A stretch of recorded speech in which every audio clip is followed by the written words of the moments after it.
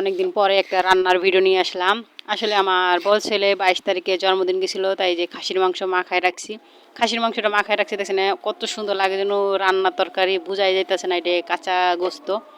তারপরে যে চাল ভিজিয়ে রাখছি, আল্লাহর রহমতে এই জন্য একটু রান্না করবো। আসলে নিজেরাই কোনো মানুষ বলি নাই, আমরা নিজেরাই ফ্যামিলিতে 4 জন আছি, তাই আর দেন কেক কাটার পরে মনে হয়েছে ভিডিও করা। আসলে ভিডিওটা ছোট, হয়তো রান্নার ভিডিও আমার বয়সের লেগে আমি আসলে রান্নার ভিডিও করতে ভালো লাগে না, আমার বয়স দিতে পারি না অনেক সুন্দর করে। আর এই যে মাশাআল্লাহ দিলে রান্নাও করা হয়ে গেছে।